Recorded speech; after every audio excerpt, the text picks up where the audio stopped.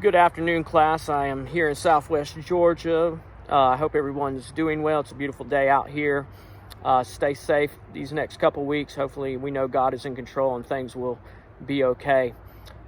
This week, my discussion board presentation will be on Flora MacDonald.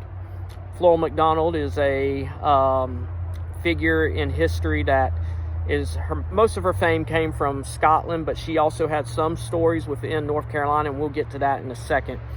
Flora came from the Highland region of Scotland. She was born in 1720, just before the Great Awakening period.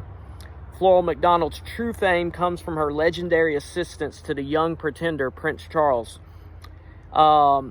His goal was to pretty much go in and take over the English throne. However, his attempt would become unsuccessful. That was seen at the Battle of Culloden in 1746, and this would cause him to have to flee for his life.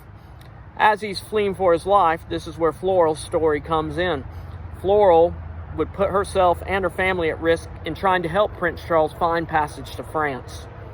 Flora would be successful in helping him find passage. However, she would be arrested and she'd be sent to London.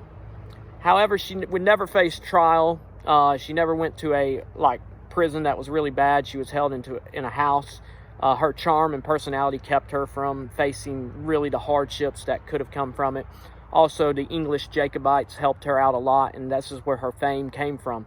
Her story went around England and Scotland, and even it stretched into the colonies. Her story was famous for helping out the young pretender and staying loyal to the Scottish heritage.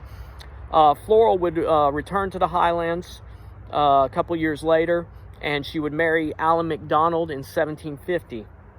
They would be they were married until she passed away in 1790, but after 24 years of marriage, they decided that they would move from Scotland to North Carolina into another Scottish settlement that was near Fayetteville, North Carolina today. Flora's fame was also well known, of course, to the North Carolina Scots, so she had a pretty famous story that would also build upon in North Carolina, even though they weren't there long. The colonial experience for Flora and the rest of her family would be brief because of the American Revolution and their choice to stay loyal to King George III. She had already once went against the throne of England. She decided that this time they were going to stay loyal to King George III. In 1776, Flora's husband would join a Loyalist Highlander unit to fight the Patriots in North Carolina. As legend has it, before her husband and the other Highlanders went to battle, Flora gave a stirring speech to excite the Highlander spirit. She later would ride off on a white horse back to the MacDonald plantation. This story is still popular today among Scottish heritage within North Carolina and Scotland. Not long after joining the army, Alan and the Highlanders were dealt a crushing blow at Moores Creek Bridge. The Highlander loyalists that were not killed in battle were taken prisoner, Alec MacDonald being one of those POWs. Flora MacDonald, of course, would face some hardships from this because the Patriots did not look fond on people who were loyalists, and they would rob and plunder the MacDonald plantation. So Flora would be pretty much forced to leave and head back to Scotland. As she was returning back to Scotland on the British vessel, though, she faced an encounter with a French naval ship, and they were attacked. And Flora, in this encounter, was, as the story says, is supposed to have went up on the ship deck and also fight and try to get the men, excited about, saving themselves and saving the ship.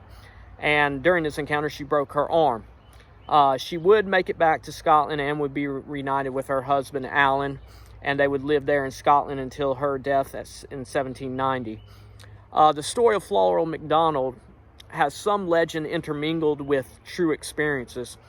Flora's story is similar to a point made by Laurel Thatcher Ulrich in her article, How Betsy Ross Became Famous. Ulrich emphasized that the legend of Betsy Ross, whether the story was true or not, is embedded within American culture, just as Flora MacDonald's story is embedded in Scottish culture, both in the Highlands and Scotland and in North Carolina.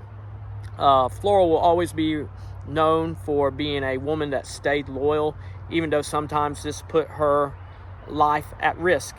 But you know, you do not hear many stories of famous American women who during the Revolution were loyalists, but her story is a unique one, and one that would be interesting to look at if you get a chance to study.